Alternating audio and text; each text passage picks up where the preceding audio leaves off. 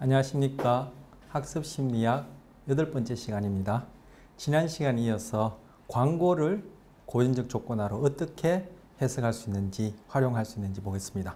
광고는 제품에 대한 정보를 제공하는 것이 아니라, 그렇죠, 그 정보를 제공한다 손 치더라도 그 이유가 뭐죠? 결국 우리 제품 좋아해줘서 구매하라 이거죠. 그것 아니면 광고할 이유가 뭐 있겠어요? 광고주 입장에서. 고전적 조건화 절차를 적용하여 특정 제품, 바로 중성자극, CS가 될 것에 대해서 무슨 반응? CR 반응. 그 반응이 뭐다? 좋다라는 정서 반응을 일으키는 것이 바로 광고고 광고의 목적이라 할 수 있습니다. 광고하는 사람이 거기에 나오는 아주 아름답다라고 여기지는 그러한 장면, 풍경, 그걸 보여주기 위해서 광고하나요? 연예인들, 소위 유명인들이 많이 출연하는데 그분들 인기 높여주려고 이 연예인들 더 사랑해달라고 그렇게 광고주가 그걸 위해서 광고하나요? 아니죠. 결국 그 제품에 대해서 좋아하는 반응이 이렇게 목적이에요. 그렇다면은 바로 광고의 경우에 이제 연예인을 얘기를 하죠. 모델을 합시다. 모델 그리고 특정한 상품. 이 모델이 뭐 좋다라는 그러한 CR 반응을 일으킬 수 있는 그에 상응하는 UR을 일으키는 US에 해당하는 거죠. 그 이 모델 US에 대해서 좋다라는 UR 반응을 일으킨다면 그걸 상품과 함께 제시하면은 이 NS이던 상품이 CS가 되어가지고 CR로서 보여주는 반응이 이 모델에 대한 반응과 동일한 뭐 좋다, 호감, 그래서 저 물건 사고 싶다 하는 그러한 반응을 일으키는 광고죠. 뭐 그 이상 그 이하가 있나요? 예. 그래서 모델은 이 경우에 US와 같은 역할을 한다. US에 해당한다. 상품은 NS인데 이 두 개를 함께 경험하면 나중에 이 NS가 CS가 되어서 CR을 일으키는 것이다. 이렇게 볼 수 있습니다. 그런데 여기에 제가 A라는 제품은 NS고 인기 연예인은 CS1이고 A라는 제품은 CS2가 되어져서 바로 CS에 대한 호감 반응 CR을 일으킨다. 이렇게 써놨어요. 자, 모델, 특정한 연예인 다 좋아합니까? 다 연예인들마다 그 좋아하는, 그죠? 사람들이 있죠. 그러면 그 특정한 모델은 진화적으로 종 수준에서 결정되어 있는 US라 보긴 힘들고, 힘든 게 아니라 아니고 각 개인의 후천적인 경험에 의해서 그 모델에 대해서 나는 이 사람이 좋다, 저 사람이 좋다라고 반응하게 되어지는 CS에 해당하는 거죠. 그럼 모델은 어떻게 CS 되었느냐? 그럼 그 모델과 또 짝지어진 US를 생각해 볼 수 있겠죠. 그래서 광고의 경우에 모델은 이미 CS고 상품과 짝지어서 이 상품이 또 다른 CS가 되게 하는 것이다. 이렇게 볼 수가 있다는 것이에요. 그러면 이 모델은 CS1이라 표시하고 얘는 CS2라 표시하고, 왜 CS 두 개니까 구별하겠어. 이렇게 또 얘기할 수 있다는 거. 그래서 광고의 경우에 모델은 US와 같은 역할을 한다. 이렇게도 볼 수 있고, US와 같은 역할을 하는, 즉 US 의미를 건네받은 CS다. 그 이미 CS 된 것과 중성자극을 짝지어서 즉 상품이 CS2가 되게 하는 것이다. 그래서 모델을 CS에 대해서 보이는 CR 반응과 동일한 유사한 호감 반응을 일으키는 것이다. 이렇게 볼 수 있단 말이에요. 그럼 이렇게 되어지는 경우를 제가 여기 이렇게 적어놨는데 이 경우는 뭐죠? 바로 고순위 조건화 또는 고순위 조건 형성이 되는 거죠. 이렇게도 볼 수 있다는 거예요. 사실 고순위 조건 형성이 더 많이 적용되어지겠죠. 모델 상품과 짝지어지는 그 광고상에 나오는 어떤 대상이 US인 경우도 물론 있지만, 그죠? 특정한 어떤 인기 연예인 같은 경우에는 고순위 조건 형성으로 설명할 수 있는 경우도 있다라고 볼 수 있습니다. 자, 이건 뭐 공익 광고에 해당한다 볼 수 있겠죠. 여기 보시면 남자분이 쓰러져 있는데 보이십니까? 이 머리 부분이 생맥주 잔처럼 보여요. 생맥주 잔이 깨어지고 안에 있는 맥주가 줄 흘러나왔어요. 그리고 여기는 담배를 한 대 피고 있는데 이 꼬고 있는 다리 끝이 지금 담배 타 들어가는 끝부분처럼 재가 뚝뚝 떨어지고 있어요. 사실 이러한 것과 관련된 병이 뭐 버거병, 버거라는 사람이 처음 소개했나 봐요. 의사가. 그래서 버거병, 버거스병 이런 게 있는데 이게 지금 뭐죠? 술과 지금 이 장면이 의미하는 바를 짝 짓는 거죠. 그래서 여기서 뭐 이 머리 부분 유리잔이 깨어진 이 장면이 유에스에 해당할 테고 여기 바로 술이라는 것이 같이 짝지어져서 술이 US의 의미를 건네받은 CS가 되어서 바로 이 머리가 깨어져 있는 것처럼 보여지는 이 US에 해당하는 UR 반응이 뭐예요? 좋다라는 반응이에요. 아이 뭐 인상이 찌푸려지는 혐오 반응이죠. 혐오 반응이라고 부를 수 있는 그러한 정서 반응을 일으킨 거죠. 그래서 이 술에 대해서도 동일한 혐오 반응으로서 시야를 일으키게 하는 금주에 대한 뭐 그런 공익 광고다 이렇게 볼 수 있어요.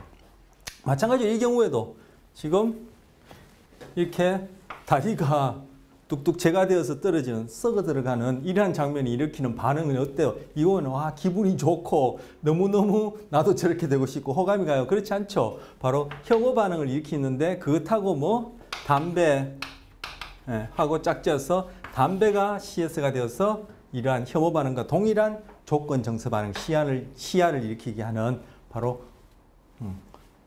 공익 광고에 해당한다 볼 수 있어요. 자, 이 경우에 US는 뭐고 CS는 뭔지 고전적 조건을 설명할 수 있어요. 2016년 12월 23일부터 담뱃값 껍데기 상단에 혐오 사진이 부착되었습니다. 이 경우에 이 왜 부착하죠? 담뱃값 디자인하려고 담배 많이 사 피우려고 이러한 혐오 사진이 있다는 걸 사람한테 좀 알려주려고 왜 부착하는지 짐작이 가시죠? 담배 피우거나 피우셨던 분은 당장히 아실 텐데 이 경우에 무조건 자극과 조건 자극에 해당하는 것을 각각 무엇인가? 바로 이게 광고죠. 공익 광고라 얘기할 수 있어요. 널리 알린다는 거예요. 이 경우에 무조건 자극은 뭐죠? 바로 혐오 사진이 무조건 자극이고 조건 자극은 뭐죠? 바로 담배죠. 담배. 이 경우하고 동일하다고 볼 수 있겠죠. 이렇게 해서 담배에 대해서 혐오적인 조건 정서 반응이 나오면은 그 이후에 따르게 될 우리의 행동은 뭐죠? 더 많이 사 피우나요? 그걸 더 가지려고 하나요? 접근하나요? 아니면 회피하나요? 바로 접근, 회피에 해당하는 구체적인 행동은 다음 도구적 조건에서 살펴볼 내용입니다. 이렇게 정서에 따라 어떤 반응이 나올지 그것이 수반 연결되어지죠. 자, 현재는 지금 반사 반응과 관련해서 대부분의 정서를 얘기해주는 고전적 조건화를 하고 있어요. 정서라는 것이 어떻게 형성되어지는지를 지금 고전 조건화로 보여주는 것이다. 이렇게 볼 수 있는 것이죠. 자, 왜 앞서 그러한 뭐 술의 경우도 그렇고 제가 뭐 음주와 관련해서는 뭐 검색을 안 했었는데 담배에 대해서 금방 뭐 2016년도에 그렇게 상단에 혐오 사진을 부착하는 일을 왜 하나요? 사람들이 처음부터 담배에 대해서는 아무런 CR 반응이 없다. 즉 담배는 중성 자극이다. NS다. 아니면 처음부터 담배는 혐오라고 또는 혐오 반응 그리고 혐오라고 표현할 수 있는 그러한 정서와 감정을 일으키는 즉 CR을 일으키는 C에서 담배는 공익광고 아까처럼 그렇게 할 필요가 없죠.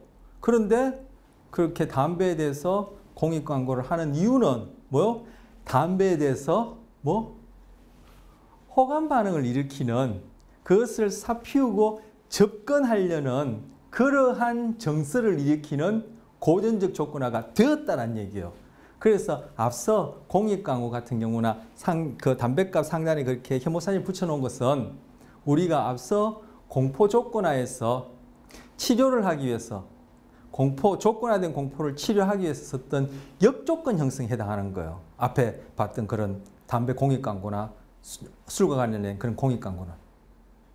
왜 담배에 대해서 혐오라는 정서 반응을 일으키는 시야를 만들어내죠. 담배에 대해서 호감이라는 그러한 시야 반응을 일으키는 고전 조건화가 그 전에 이미 되었기 때문인 거예요. 자, 이 경우에 US 뭡니까? 오, 이분 저는 몰라요, 누군지. 내가 좋아하는 연예인도 아니에요. 그럼 이거는 아까 고순위 조건 형성 얘기한 것처럼 CS1인가? 이 경우는 US라고 볼 수 있죠. 왜? 잘생겼잖아요. 이 얼굴이나 신체상에 이것이 생물학적으로 선천적으로 뭔가 호감만을 일으킨 지표들이 있어요. 좌우 대칭이라든지 이 이마 그리고 눈에서 코, 미간 이 사이의 비율이라든지 그리고 신체상의 어떤 건강함이라든지 이런 것들이 생물학적으로 어떤 호감 반응을 우리에게 접근이라는 어떤 그런 반응을 일으키는 특징들이 있어요. 좌우 대칭인 경우에는 뭐 건강하고 오래 산대요.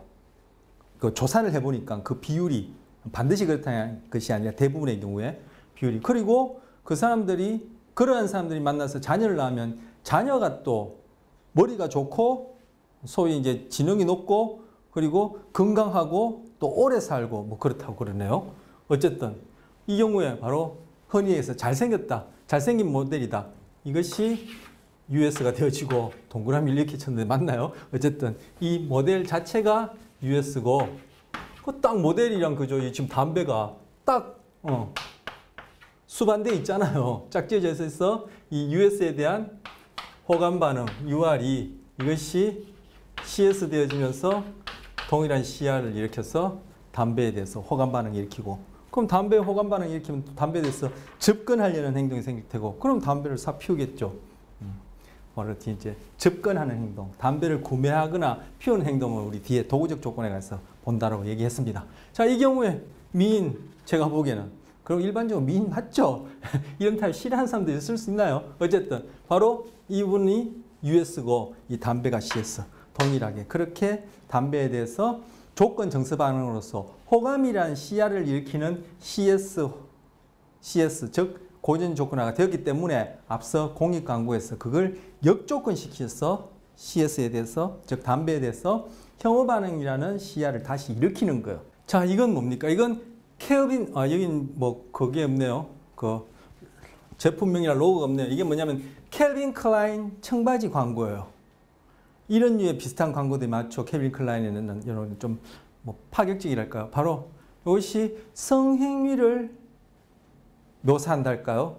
누가 보더라도 그죠? 이거는 뭐 성행위와 관련된다, 성행위다 이렇게 얘기를 하지 않더라도 뭔가 유사한 그런 성적인 어떤 그러한 장면을 내포하고 있고 우리 부지불식간에 그것들을 그죠? 알 수 있죠. 그래서 바로 그러한 장면이 US고 그때 짝지어진 이 청바지 이것이 NS로서 CS가 되어지는 거. 자, 이와 관련해서 동영상을 한 편 보려고 합니다. 자, 동영상 보시고 또 뒤에 얘기하도록 합니다. 자, 이게 뭐요? 맞는데 성적으로 흥분을 느끼는 거예요. 이 경우에 US 뭐죠? CS 뭐죠? 마조이즘에 해당하는 사례예요. US 뭐죠? CS 뭐죠? 자, 여기서 일단 UR, CR은 뭡니까? UR에 해당하고 CR에 해당하는 거. 오르가즘이죠. 즉 성적 흥분, 성적 쾌감. 그리고 그러면 US에 해당하는 건 이때 뭘까요? US에 해당하는 것은 뭐? 매력적인 교장 선생님의 부인이에요. CS에 해당하는 것은 그죠? 채찍질과 실컷 때려주는 것. 이것이 CS에 해당하는 거예요. 이것하고 이것하고 이 문장에서 종종 얘기 나오죠? 짝지어졌죠? 그러고 나니까 나중엔 이것만으로도 그죠? 오르가즘을 일으키는 이런 마조이즘이라고 볼 수 있는 이런 증상을 나타나는 거예요. 앞서 전기 충격과 먹이를 짝지을 때 배부른 개에게 했나요? 아니요. 배가 너무 고픈 개에게 했어. 만약에 배부른 개에게다가 전기 충격과 먹이를 짝지으면 어떤 일이 날까요? 지금 약간 빗나가서 다른 얘기합니다. 배부른 개에게 전기 충격과 먹이를 짝짓든지 핀으로 찌르면서 먹이를 짝지으면 어떻게 될까요? 먹이가 혐오 반응을 일으키는 CS가 되어지겠죠. 그때는 전기 충격이 갖고 있는 성질이 먹이로 옮겨져서 그 경우에는 전기 충격과 핀으로 찌르는 것이 US 역할을 해가지고 먹이가 혐오 반응 CR을 일으키는 CS가 되겠죠. 배가 부른 개를 대상으로 했다면. 근데 그땐 개가 어때서 배가 고픈 개에게 배가 너무 고파서 그죠? 먹이를 먹고 싶어하는 그런 개에게 먹이와 전기 충격 또는 핀을 찌르니까 전기 충격과 핀에 대한 생리적인 반응도 완전히 질적으로 달라졌지만 침을 흘리는 CR반이 나타났어요. 자, 이 경우에 배고픈 개에게 해당하는 개가 죄송합니다. 개의 배고픈 상태에 해당하는 게 뭐죠? 바로 어디? 12살 무렵. 그 학교에 9살부터 17까지 있었는데 언제 그런 느낌을 받았다? 12살 무렵. 12살이 뭐죠? 사춘기, 청소년기 시작하는 부분. 한창 성적 호르몬이 평생 중에 거의 대부분의 그러한 성적 호르몬이 분비되는 그런 경우였어요. 바로 개의 배고픈 상태에 해당하죠. 이렇게 고전적 조건화는 바로 생물학적인, 달리 하면 생리학적인 그러한 조건에 의해서 영향을 받는 거예요. 그래서 고전적 조건화가 인간을 이해하는 데 핵심이다. 이런 얘기 앞선 시간에 교재를 통해서 얘기를 했는데 고전적 조건화를 또 잘 이해하려면은 생물학에 대해서 또 우리 생물학자는 될 필요는 없고 뭐 될 수는 있으시겠습니다만 뭐 굳이 돼야 한다거나 될 필요는 없지만 이 정도의 기본적인 것들은 알아야 이것이 고전 조건에 어떤 영향을 주는지 그리고 이러한 여러분이 교재나 실제 맞닥뜨린 사례를 설명할 수 있는 거예요. 그냥 고전적 조건만 알아서 이거는 설명이 또 다 안 되어지는 것이죠. 심리학 제대로 하려면은 뭐 모든 학問그렇고 무슨 일은 다 그렇죠. 하려면은 그죠. 심리학만 해서는 부족하죠. 심리학 자체의 출발이 또 이게 철학과 생리학이 철학의 어떤 주제 그리고 생리학의 방법론이 만나서 심리학이 만들어졌거든요. 학술 심리학이 아니라 심리학이 만들어졌고 그 심리학 안에 지금 생물학적 기제에 관련된 것이 바로 학술 심리학 그리고 뭐 생물학과 관련해서 생물심리학 이런 것들이 되어지는 거예요. 자, 그다음 네 번째인가요? 뭐 세 번째가 됐든 네 번째가 되었든 뭐 다섯 번째가 되었든 그다음 의상 도착증입니다. 죄송합니다. 의상 도착증은 지금 성도착증 안에서 보는 거예요. 죄송합니다. 성도착증 안에서 의상 도착증입니다. 제가 여기 이제 넘버링을 안 해서 제가 헷갈렸는데 사례 의상 도착증의 사례. 성도착증 안에서 아까 마조히즘을 고전 조건화로 설명하였고 의상 도착증을 고전 조건화로 설명합니다. 앞서 고전적 조건화를 설명하시오 할 때 제가 언급했지만 앞으로 여러분이 고전 조건화로 설명하시오 그리고 앞으로 도구적 조건화도 도구적 조건화로 설명하시오 하면은 도구적 조건화는 그때 가서 말씀드리겠지만 고전 조건화로 설명하시오 할 때는 바로 US, UR, CS, CR 찾아내시고 그 US, CS가 어떻게 수반되어서 유기체에게 사람이나 다른 동물에게 노출되었는지를 거기서 찾아내는 거예요. 바로 CS, US가 함께 노출되어지는 그것이 바로 고전 조건화 경험이죠. 그로 인해서 CS에 대해서 CR이 즉 CR 반응이 생겨나는 것이 학습으로 인한 즉 경험으로 인한 행동 변화가 되어지는 것이죠. 자, 의상 도착증 고전 조건화로 설명해 보면 사례를 가지고 보죠. 여자 옷을 입으면 오르가즘을 느끼는 귀여운 남성이 있었습니다. 자, 이 경우에 또 미리 찾아보죠.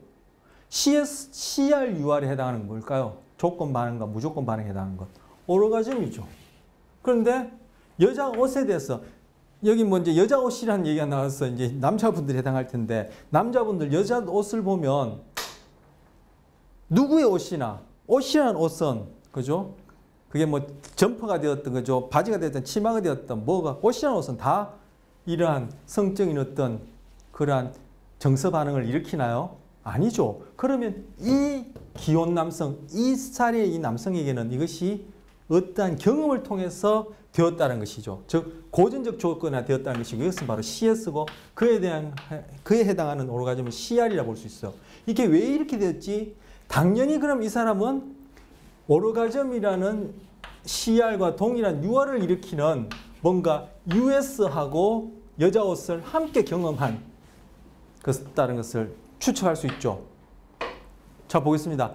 8살 사춘기, 이것도 나왔습니다. 사춘기. 이게 바로 생물학적 조건인 거예요. 생리학적 조건인 거예요. 8살 사춘기 시절 항상은 뭐요? 그만큼 반복했어. 즉 시행수가 많았다는 뜻이겠죠. 이성의 복장을 하는 상상과 함께 자위행위를 했고 결혼 이후에도 계속해서 여자 옷을 입음으로써 오르가즘을 느꼈다. 그래서 부인이 그걸 발견하고 이 기혼 남성을 데려와서 고전적 조건화의 원리를 이용해서 역으로 아까 광고, 그 공익 광고와 관련해서 말씀드렸고 공포와 관련해서도 역조건 형성 얘기 말씀드렸는데 역으로 바로 이 CS의 성격을 바꾸는 거예요. 자, 이 경우에 자위행위가 US고 바로 이성의 복장이 CS고 그 둘에 대해서 보여주는 게 나타나는 반응이 오르가즘이고 이렇게 되시는 거예요. 자, 앞서 그 마조이즘의 경우는 그 사람이 편지로 자기 사례를 이렇게 보고하고 말았기 때문에 저 먼 인도에서 뭐 치료를 주로 간다거나 그분이 이제 뭐 치료 받으러 오거나 한 그런 이제 얘기가 없는데 이 경우에는 이제 찾아왔어요. 찾아왔을 때 어떻게 치료해 주느냐. 그 치료에 대해서 이름을 붙였어요. 혐오 치료가 이름 붙였어요. 우리 공포를 조건화된 공포, 즉 고전적 조건화라는 후천적 경험에 의해서 생긴 공포는 어떻게 치료한다? 역조건, 죄송해요. 맞죠? 역조건 시킨다 했었어요. 예, 역조건 형성시킨다. 그 역조건 형성의 방법이 바로 노출법이다. 그 노출법 안에는 실제 노출, 체계적 둔감화, 가상현실 노출 치료 이런 것이 있었는데 그 역조건 형성. 앞서 봤던 광고의 경우에 담배에 대해서 그렇게 공익광고하는 이유는 담배에 대한 호감 반응을 역조건 형성시킨다. 이렇게 표현할 수 있어. 이 경우도 뭐예요? 역조건 형성시키는데 이 경우에는 노출 치료라 부르지 않고 혐오 치료라고 이름 붙였어요. 그래서 선독착증의 경우에 이렇게 적용하는 것을 혐오 치료라고 이렇게 이름을 하나 지어줬는데 그 내용인즉슨 바로 고전적 조건화예요. 그 이상 그 이하도 아니에요.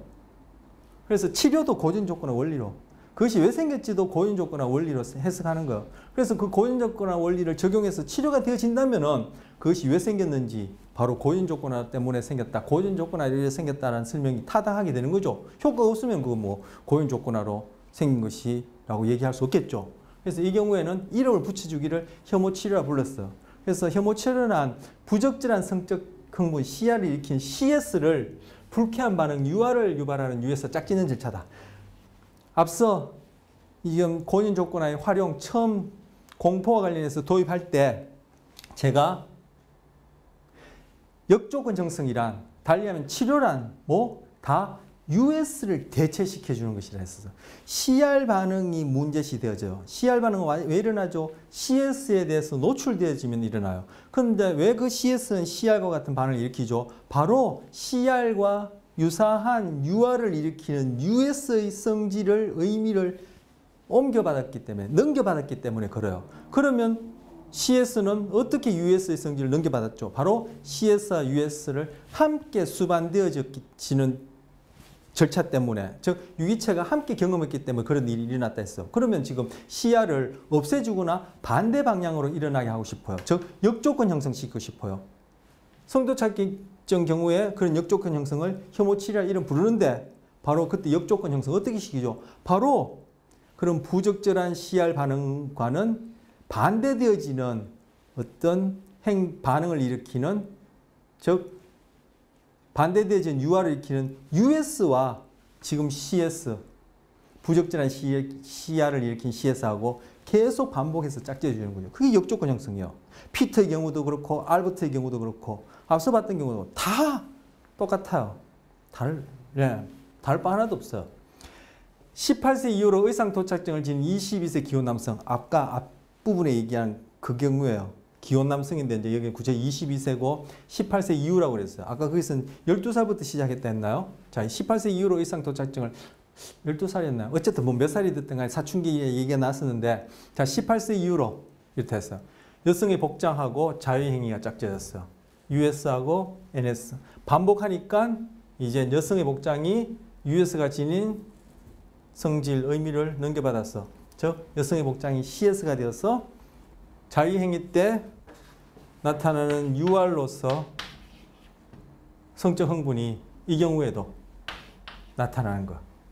그렇다면은 이거 지금 자유행위에서 성적 흥분 UR 나타나는 게 이게 문제가 아니죠. 이걸 없애려고 했어도 안 되고 이걸 없앨 수도 없죠. 없애려면 어떻게 해야 되나? 뭐 거세를 해야 되나? 그죠? 아니 이걸 못하게 한다. 이것도 옛날 어디 뭐 중세 뭐 중세 시대나 그죠? 뭐 그죠? 이것도 그렇고. 그래서 여기서는 뭐 이게 지금 문제예요. 여성의 복장에 대해서 CR이 나타나는 거예요. 여성의 복장에 대해서도 뭐 아무 반응이 안 나타나는 문제가 아니에요. 여성의 복장에 대해서 성적 흥분이 나타나는 거예요. 이 경우에 여성의 복장을 다 없애야 돼요. 여자 옷이나 옷은 다 없애야 되나요? 아니죠. 이 흥분 CR 반응을 다뤄야 하는데 이 반응이 안 나타나게 하거나 반대 반응이 나타나게 하려면은 앞서 얘기했듯이 뭐 바로 여성의 복장과 짝지어지는 US를 이러한 반응과는 같이 일어날 수 없는 걸로 수반시키는 거. 즉 여성의 복장하고 구토제를 짝짓는 거예요. 그 구토제에 대해서 이제 노출되지면은 유월 반응으로서 그죠? 뭐 구토가 나오고 그때 기분이 어떤가요? 성적 흥분이 일어나요. 구토제를 복용하고 난 다음에 구토제를 한 방 받고 난 다음에 그죠? 성적 흥분이 일어나나요? 그때는 구토도 하고 그죠? 기분도 나쁘고 몸도 불편고 혐오 반응이 일어나죠. 그래서 혐오 치료를 얘기하는 거예요. 그렇게 짝지으면 나중에 여성의 복장에 대해서 혐오 반응이 CR로 나타나니까 이 성적 흥분과 혐오 반응은 함께 일어날 수가 없죠. 그래서 성적 흥분에 대해서 치료가 되어지는 역조건 형성으로 치료하는 경우예요.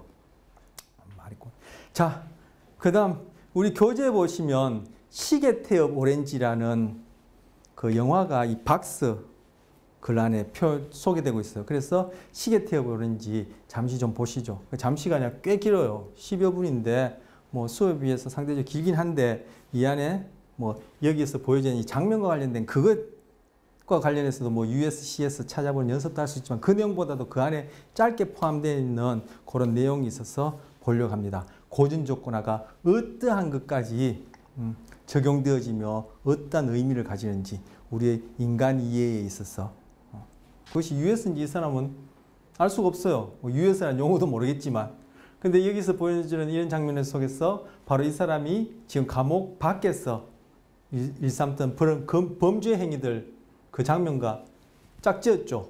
그 보는 중에 구토가 일어난다는 그런 얘기를 했었고 몇 시급다 이렇게 얘기했었고 그런 것들을 아침 저녁 2번씩 여러 시행을 했어요. 그 고전적 조건을 경험을 한 거죠. 그래서 여기에 보여주는 이런 장면들 그리고 나중에 그 남자 그리고 여자 모델이 해야 되나요? 그 여자분에 대해서 이렇게 폭력 또는 이런 범죄 행위와 관련된 반응이 일어나려고 할 때 바로 여기서 구토제 US가 지닌 UR 반응과 동일한 CR 반응이 일어났어요. 바로 이러한 상황에 대해서. 이 경우는 검사 시행이라 볼 수 있죠. 이 경우에도 또 구토제를 맞고 이러한 마지막 장면에 이 사람이 노출됐나요? 아니죠. 이때는 구토제가 더 이상 주사되지 않았어요. 즉 US 없이 바로 CS에만 노출되어지고 US에 대한 UR과 동일한 CR 반응이 나타나는지 보는 것이 바로 검사 시행인데 이 경우에 검사 시행이 뭐요? 성공했어요. 즉 CR 반응이 일어났죠. 물론 이렇게 교화하는 경우는 없겠죠. 이렇게 한다면 또 뭐 여러 가지 문제들이 윤리적인 문제 또 뭐 소위 이제 실질적인 문제들이 뭐 해결할 것들이 많겠죠. 하지만 우리 삶 속에서 이런 형태는 아니라 하더라도 이 감옥이라는 현장 안에서도 뭐 이러한 어떤 뭐 교활한 이름의 이러한 행동 변화는 아닐지라도 고인 족고나는 우리 삶 중에서 부지불식간에 일어나고 있겠죠. 자, 그런데 이 사람이 앞에 영화 앞 장면 보면은 여러 가지 형태로 교활을 해요.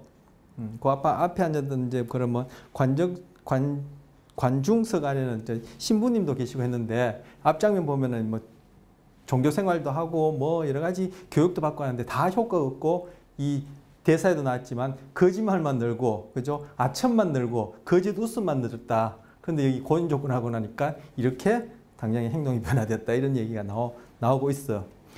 자, 여기서 USCS 찾고 뭐 검사 시행에 해당하는 거 찾고 하는 것도 우리 연습 삼아 고전적 조건화를 이해하는데 뭐 도움으로서 되겠고, 교재에 나온 영화고 또 이 시계탭 오렌지가 또 그 당시에는 이게 꽤 좀 컬트 무비라 할까요? 그런 류의 것으로 이제 사람들의 관심을 끌었기 때문에 이제 한번 본 것인데, 그 중간에 흑백 영상들이 조금 나왔어서 뭐죠? 바로 나치즘을 보여주는 거죠. 그 셀 수 없는 수많은 사람들이 딱 나열했는 가운데 그 넓은 한 중간을 히틀러가 걸어가는 그 장면들이 나오고 폭격하는 장면들이 나왔어요. 거기에서 당장에 우리 배운 것 중에는 편견이라는 것, 고인 조건을 설명했는데 바로 편견, 그 유대인에 대한 편견, 고인 조건화로 설명할 수 있고 바로 고진 조건화로 설명할 수 있는 것이 바로 고인 조건화의 결과로 나타난 CR이에요. 그 이외에 거기서 이러한 범죄 폭력 장면 관련해서 거기서 폭격한다든지 뭐 이렇게 그죠?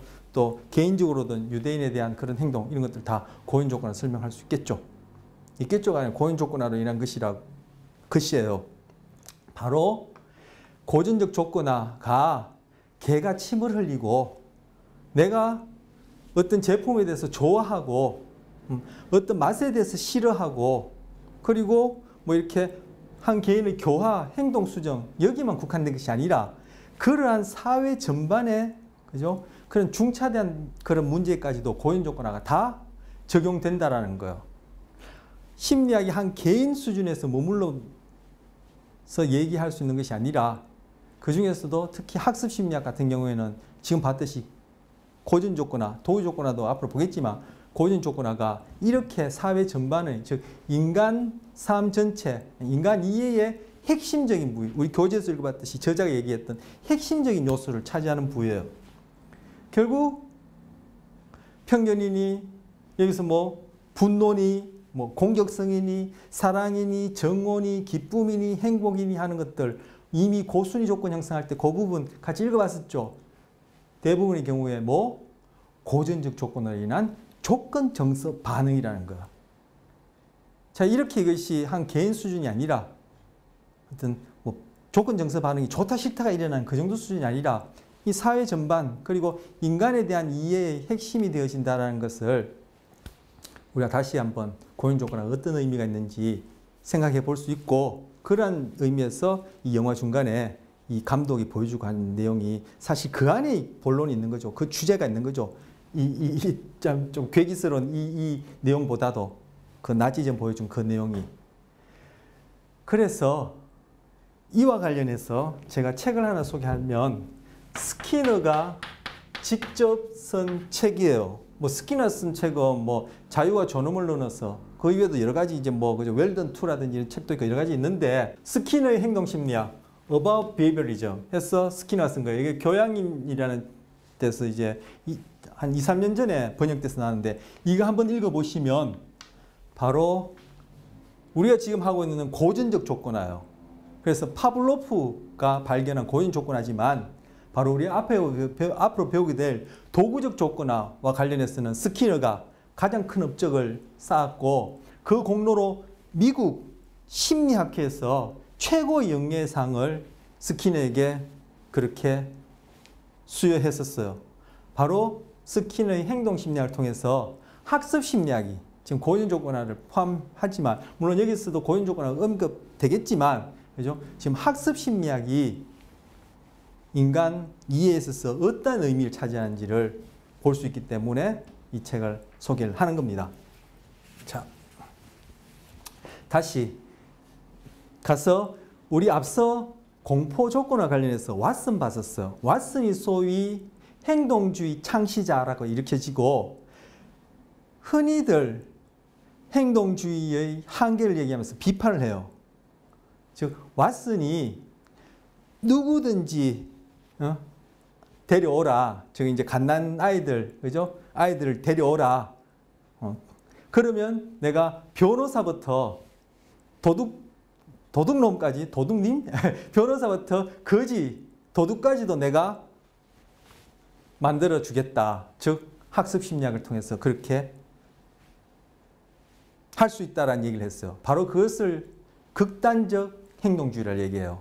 그래서 왓슨이 행동주의 창시자를 일컬어지고 그 당시만 하더라도 이 학습 심리학을 통해서 행동주의라는 것이 극단적 행동주의. 저 뭐죠? 선천이라는 것은 하나도 고려하지 않고 후천적인 경험이었으면 인간을 다 설명할 수 있다고 이렇게 여겨졌었어요. 그것이 이제 행동주의가 비판받는, 지금도 흔히 비판받는 바로 극단적 행동주의예요. 그런데 현재 행동주의는 우리가 첫 시간부터 봤지만 극단적 행동주의, 왓슨이 행동주의 창시자를 이끌어지던 그 시대의 극단적 행동주의 입장이 아니에요.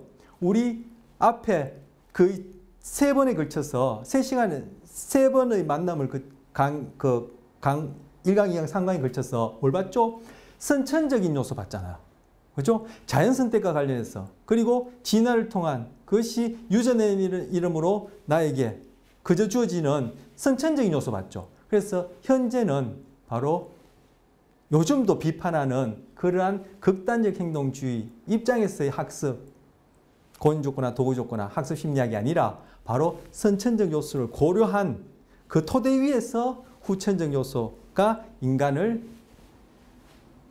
설명하는 바로 이러한 행동주의이고, 그래서 행동주의에 대해서 갖고 있는 그러한 오해가 잘못된 것이고, 그리고 이 학습 심리학이 아까 고전적 조건을 통해서는 그 나치즘과 관련된 그러한 인류의 인간 이해의 어떤 문제와 관련된 핵심된 부분을 차지하고, 바로 이 책은 스키너, 도구적 조건의 대가인 스키너가 바로 학습 심리학을 통해서 이 사회 전반 인류의 어떤 그런 삶에 관해서 얘기하는 부분이고 해서 지금 학습 심리학이 어떤 의미를 차지하는지 이 책을 아까 나치즘 영상과 관련해서 제가 생각이 나서 소개해 드리는 겁니다. 자, 질문 하나 하겠습니다. 인터넷에서 아동의 나체 사진이 나오는 것이 소아기호증의, 이 소아기호증도 성도착증 중에 하나로 일컬어지거든요. 즉 미성년의 아동에 대해서 그러한 성적 집착을 가지는 경우는 소아기호증이 하는데, 소아기호증의 발생을 유도한다고 믿는 사람들이 많다. 인터넷에서 아동의 나체 사진이 나오는 것이 소아기호증의 발생을 유도한다고 믿는 사람이 많다. 단순히 그런 사진들을 보는 것만으로 이런 일이 일어나니 충분한가? 충분합니까? 충분하지 않습니까? 자, 여기서 만으로 이것이 그죠? 뭐 뉘앙스가 뭔가 충분하지 않은 것 같은 눈치채겠죠. 자, 고전적 조건화. 우리 지금 성도착증을 고전 조건화로 설명하는 거요. 그 중에 하나 소아기호증이에요. 고전 조건화의 핵심은 뭐죠? US와 CS를 함께 경험해서 CS에 대해서 CR이 생기는 거예요. CS에 대해서 CR이 생기는 거는 당연해요. CS만 되어지면 CR 생기는 거는 말할 필요 없어요. 근데 이때 CR은 UR하고 동일하다 했죠. 이 UR은 US에 대해서 생기는 거예요. 그래서 여기서 핵심은 US에 대해서 UR 생기는 거는 선천적으로 그죠? 결정되어 있고, CS에 대해서 CR 생기는 선천적으로 결정되어 있어요. 그러면 NS가 결국 NS가 어떻게 CS가 되어지는지, NS가 어떻게 CS가 되어지는지 이게 핵심인데, NS가 어떻게 CS가 되죠? 바로 US와 함께 수반되어서 유기체에 노출됐기 때문에 그런 거죠. 자, 이게 핵심이에요. 고연조건화의 경험은. 즉 고연조건화 학습이라는 것은. 자, 여기서 어떻게 US입니까? 여기서 아동의 나체 사진이 US입니까? CS입니까? 대체로 일반적으로 아동의 나체 사진에 대해서 다 소아기호증이라고 얘기할 수 있는 것과 관련된 어떤 성적 흥분을 다 경험하십니까? 남자든 여자든. 저는 안 그렇거든요. 별로 뭐 어린아이들 보면 그런 정서 반응이 안 일어나요. 그러면은 별로가 아니라 아니잖아요. 그러면 아동의 나체 사진은 US가 뭐 아니다. 그럼 아동의 나체 사진은 그죠? CS가 될 수 있는 NS에 해당하는 거예요. 자, 그런데 여기서 뭐라 했어요? 인터넷에 아동의 나체 사진이 나오는 것이 소아기혈증을 유발한다고 생각하는데 단순히 그런 사진들을 보는 것만으로, 즉 아동의 나체 사진 보는 것만으로 이 NS가 CS가 되어서 CR을 일으킬까요? CR은 어떻게 생긴다 했죠? 바로 CR과 동일을 한 UR을 일으키는 US와 NS가 같이 경험되어질 때 이것이 CS가 되어지고 CR을 일으킨다 했죠. 바로 여기서는 US가 없어요. US가 없는데 어떻게 NS인 아동의 나체 사진이 틀커덕 CS가 되어서 UR과 동일한 CR을 일으키겠어요. 지금 UR을 일으킨 US가 없는데. 그래서 이거는 뭐요? 고전적 조건의 핵심 되어지는 US와의 수반성이었기 때문에 아동의 나체 사진만 본다고 해서 소아기혈증은 생길 수가 없죠. 그럼 이때 US는 어떤 것이 US가 될 수 있을까요? 바로 성적 흥분을 일으키는, 그죠? 성적 흥분이란 UR을 일으키는 성적 자극, US가 되어지겠죠. 앞서 뭐 의상 도착증 같은 게 US가 있었고, 뭐 또 다른 성적 흥분을 일으키는 US를 생각할 수 있으니까 그렇게 짝지어서 그러한 경험을 하는 경우에, 그리고 그런 경험을 하는 사람의 어떤 생리적인 생물학적 조건이 같이 결부되어지면 소아기혈증이 생길 가능성이 있겠죠. 조건 마조모 혹은 조건 음식 회피란 것은 음식을 먹은 후 겪은 불쾌한 경험이 그 음식 맛에 대해 혐오 반응을 일으키고 그 맛이 나는 음식을 회피하게 하는 현상을 말합니다. 이때 바로 CR은 혐오 반응, 그리고 CR을 일으킨 CS는 특정한 음식이나 그 음식과 관련된 맛이 바로 CS가 되어지는 거예요. 자, 실험예 바로 이 조건 맛 혐오를 처음으로 소개한 가르시아라는 사람이 본인이 한 경험이에요. 감초를 먹었는데 그 당시에 독감에 걸렸었어요. 독감에 걸려서 몸 상태가 안 좋고, 그죠? 속도 불편하고 메스껍고 구토가 일어나는 그러한 독감을 겪는 중에 감초를 먹었는데 바로 그러한 경험을 해서 감초가 CS가 되어서 이제는 독감이 나았는데도 불구하고 감초에 대해서 혐오 반응을 일으키는 거예요. 여러분, 이러한 조건 맛 또는 조건 음식 혐오라고 얘기할 수 있는 이러한 음식들 다 있죠. 경험 있죠. 제가 앞선 시간에 제가 콩나물 국밥과 관련해서 얘기한 적 있죠. 바로 조건 맛 혐오예요. 쥐를 대상으로, 이건 가르시아, 이걸 처음으로 소개한 그 학자 본인의 경험이었고, 이건 동물을 대상으로 쥐에게 설탕물, 쥐는 이제 쥐도 달달한 걸 좋아하거든요. 그래서 설탕물이랑 감마 방사선을 쪼인 거예요. 감마 방사선은 뭐죠? 쪼인다고 해서 이것이 뭐 냄새가 있거나 색깔이 있거나 뭐 그죠? 뭐 보이거나 뭐 피부에 뭐 쪼이면은 뭐 내가 자각할 수 있는 어떤 그런 뭐 느낌이 있거나 이런 게 아니에요. 그죠? 근데 감마 방사선을 쪼이면 메스꺼움이라는 유알 반응이 일어나요.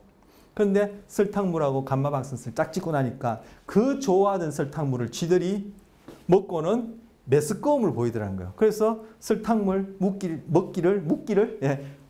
꺼려 하던 거예요. 바로 조건 맛 혐오, 조건 음식 회피예요. 질문입니다.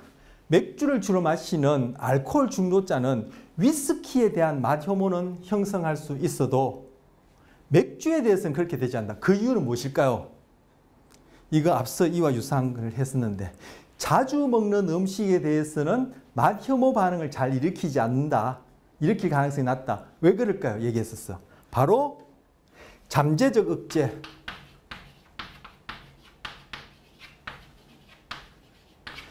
latent inhibition이란 현상이에요. 잠재적 억제는 어떻게 일어나죠? 즉 US와 NS를 같이 경험해서 NS가 CS 될 수 있는 이런 고전적 조건화 경험 이전에 NS만 여러 번 반복적으로 경험하고 난 다음에 이렇게 US와 NS를 짝지으면 이 NS가 CS로 잘 된다 안 된다? 잘 안 된다. 이게 잠재적 억제예요. 자, 왜 이런 현상이 일어나냐? 그때 얘기할 때 만약에 처음부터 US와 CS를 같이 경험하면은 이 NS가 CS 잘 되어지는데 이 고전적 조건화 US와 NS를 경험하기 이전에 NS를 먼저 여러 번 경험하고 난 다음에 그제서야 고전적 조건화 경험을 하게 되면은 이랑 NS를 사전에 경험하는 것 없이 곧장 US, NS를 경험하는 것보다 수반성이 어떻다? 수반성이 어떻다? 수반성이 낮아진다 그랬어. 왜? 수반성은 NS와 US가 함께 있었던 정도, 어느 만큼 같이 있었느냐, 같이 일어나느냐 그 정도를 따지는 건데 NS 없이 처음부터 US, NS를 경험한 경우하고 NS, US 경험하기 이전에 NS만 여러 번 경험한 경우를 보면은 이 경우에는 US와 NS가 함께 있었던 것이 훨씬 덜하죠. 즉 수반성이 떨어지죠. 그래서 뭐요? 수반성이 높을수록 US와 NS가 수반성이 높을수록 일반적으로 고연 조건화 잘 된다. 즉 NS가 CS가 잘 된다 했는데 이렇게 고연 조건화 이전에 NS를 반복적으로 여러 번 경험하면은 US와 NS가 함께 있었던 경우가 이 경우에 그죠? 수반성을 떨어뜨리게 되니까 전반적으로 수반성이 낮아서 처음부터 고연 조건화 하는 경우보다 CS가 잘 안 되어진다. 즉 고연 조건화가 잘 안 되어진다 해서 이걸 잠재적 억제라고 이름을 붙였어요. 이 현상에 대해서. 자, 맥주를 주로 마신다. 주로 마신다가 뭐예요? 맥주 먹고 마디호모나 이런 고연 조건화가 안 일어났다는 거죠. 안 일어났으니까 자주 마시는 거예요.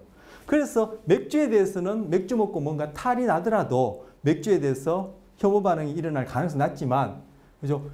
어쩌다가 한번 위스키를 마셨는데 위스키가 아까 독감이 되었던 또 다른 이유는 거기에 어떤 이물질이 들어가지고 그렇게 구토가 일어난다든지 고생을 하고 나면은 위스키에 대해서는 마디혐오 형성할 가능성이 높다는 거예요.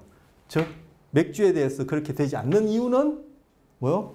수반성이 낮기 때문에 즉 맥주와 어떤 혐오 반응을 일으킬 수 있는 US가 짝지어지기 이전에 맥주만 혐오 반응을 일으키는 US 경험 없이 맥주만 주로 자주 늘 마셨다라는 그런 경험 때문에 맥주를 마시고 설사 뭔가 탈이 난다 하더라도 그것이 맥주에 대해서는 맛혐오가 잘 안 일어난다. 왜? 그 이유는 수반성이 낮기 때문에 뭐와 뭐의 수반성? 맥주와 혐오 반응이라는 유화를 일으킬 수 있는 US를 함께 경험하는 그런 수반성이 낮기 때문이고 이러한 현상을 잠재적 억제를 한다. 자, 맛혐오 조건의 특징입니다. 맛혐오 조건화는 전형적인 고전인 조건과 다른 점이 있습니다. 그 이유는 이들 특성이 생존에 매우 유리하므로 자연 선택되어 유기체에게 선천적으로 갖춰져 있기 때문입니다. 이거 앞서 얘기했었어요. 맛혐오 조건화는 다른 조건화들처럼 아래 보여지는 1, 2, 3, 4 표현한 이러한 점에 있어서 특징이 있어요.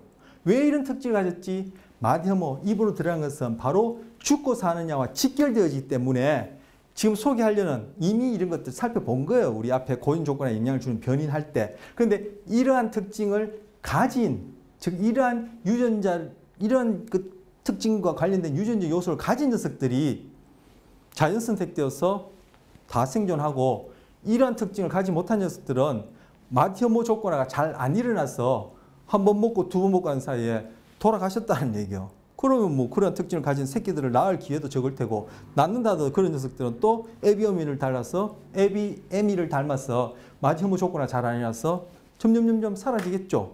자, 어떤 특징이냐? CS, US에 단 한 번만 노출되어도 조건화가 된다. 이를 뭐라고 했죠? 단일 시행. 한 번만에 학습된다. 그러면 이 경우에 학습 곡수는 어떨까요? 학습 곡수는 다른 전형적인 고연 조건화가 이런 패턴이라면 맛혐오 조건화는 뭐요? 휙!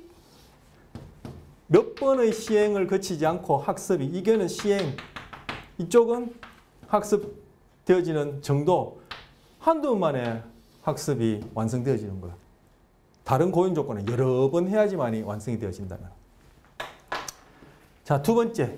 CS와 US 노출 사이의 시간 간격이 몇 시간이라도 조건화가 된다. 즉 CS, US 사이의 시간적 근접성이 상대적으로 낮아도 조건화된다.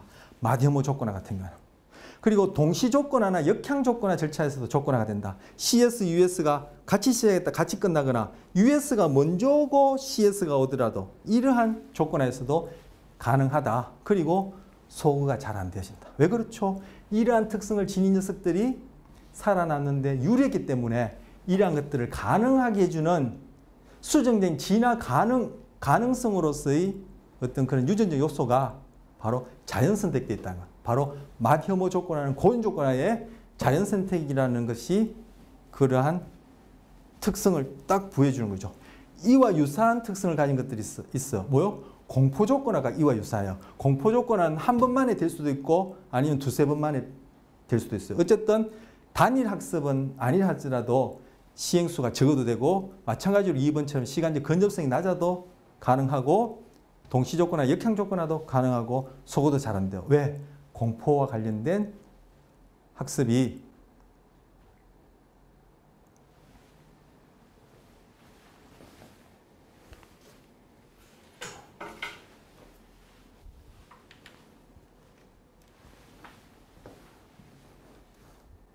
공포와 관련된 학습이 생존에 직결되어지는 문제이기 때문에 그렇습니다.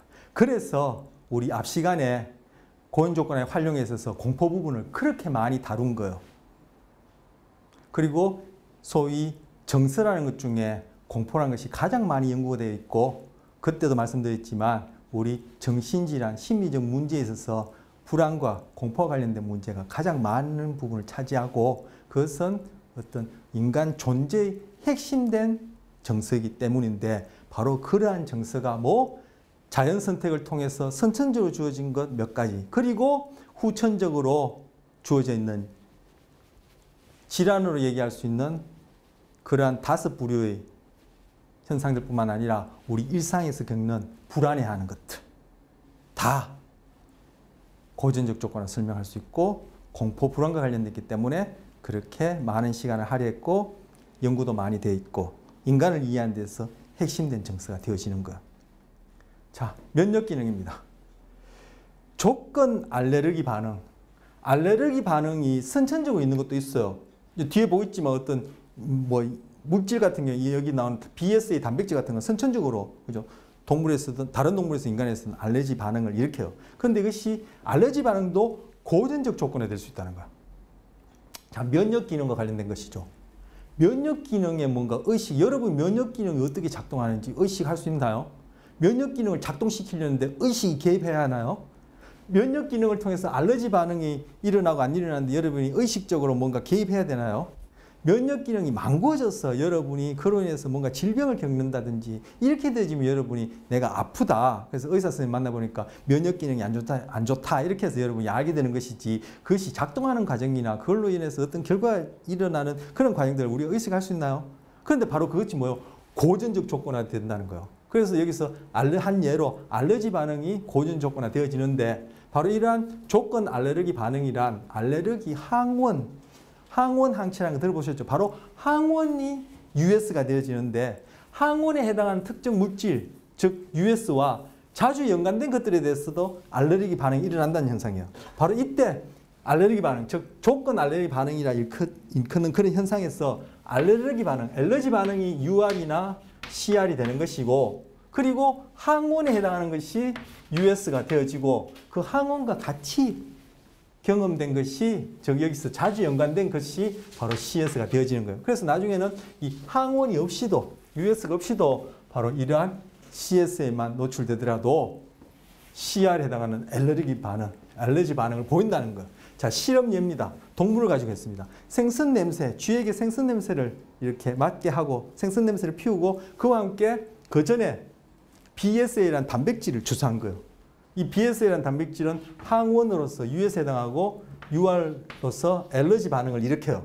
이렇게 하고 나니까 나중에 BSA 단백질이 주사되지 않았는데도 생선 냄새만 맡고도 바로 알레르기 반응이 일어나더라는 거예요. 자, 여러분 이러한 대상 없습니까? 이러한 자극 없습니까? 여러분한테? 자, 장미가 갖고 있는 어떤 꽃가루 자체가 우리에게는 알레르기 반응을 일으켜요. 재채기 난다든지 콧물이 난다든지 눈물이 난다든지 이런 알레르기 반응을 일으켜요. 이건 UR이에요.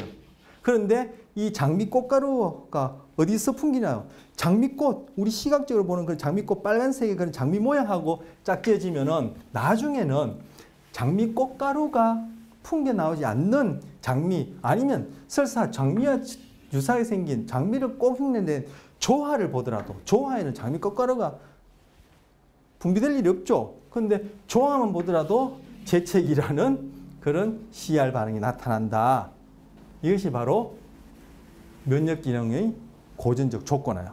자, 이것이 어떤 경우에 중요하게 또 적용되어지냐면은 난소암으로 병원에서 화학 치료를 받는 여성들은 병원에 오기만 해도 면역 기능이 저하돼요.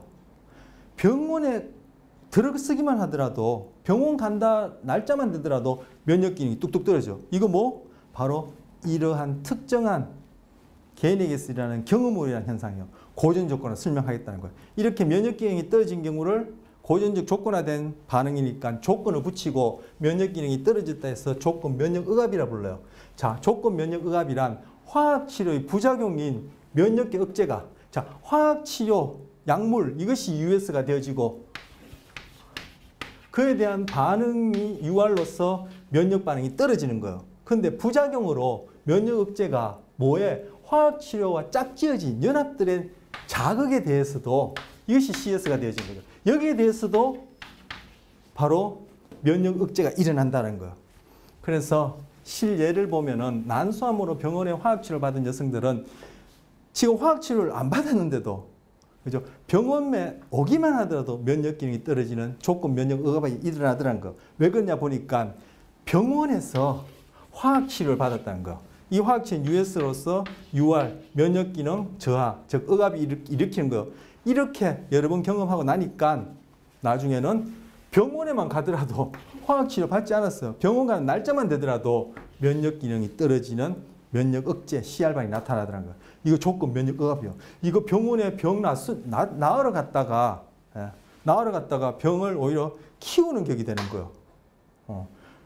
결국은 암을 치료하기 위해서 화학 치료를 했는데 다른 면역 기능이 떨어져서 전반적으로 몸의 기능이 떨어지니까 이 난소암과 싸울 수 있는 기본적인 그런 조건이 지금 불리해지는 거예요. 이거 어떻게 하겠느냐?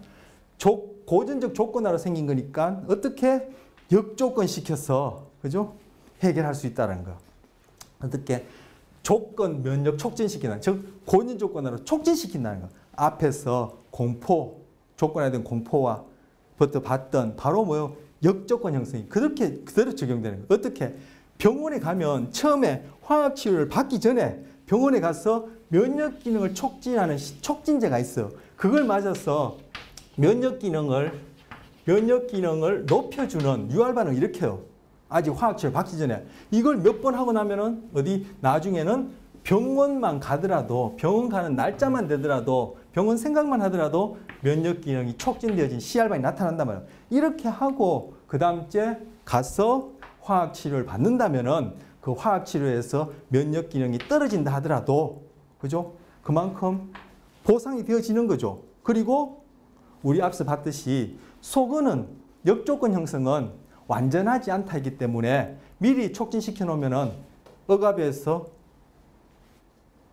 이러한 조건 면역 촉진 없이 억압된 것만큼 떨어지지는 않아요. 쉽게 그렇게 떨어지지 않는단 말이에요. 바로 이걸 조건 면역 촉진. 즉 면역 기능을 촉진하는 약물. 이 경우에 촉진하는 약물이 US죠. 나 치료 이것도 이제 US가 될 수 있죠. 와 짝지어진 자극 이것이 CS고 이렇게 해서 면역 기능 촉진시킨 현상, 즉 면역 기능이 촉진되는 것이 UR이나 CR이 되는 것이죠. 예, 그 예를 본 거예요. 이렇게 소위 우린 심리학이라는 이름을 하지만 결국 몸의 반응이라는 것이 결국 자료가 되어서 그것이 뇌 안에서 이렇게 저렇게 처리되어지면 그것이 결국 우리가 경험하는 내용, 특히 바로 이 정서가 되어지는데 그러한 심리적 경험뿐만 아니라 신체적인 질병에도 그대로 적용되어지고 또 응용해서 이렇게 역조건 형성이 이러면 치료도 할 수 있다는 거예요. 자, 이번 시간 이렇게 고인 조건의 활용 마치고 다음 시간에는 이제 새로운 주제 바로 도구적 조건화로 만나 뵙도록 하겠습니다.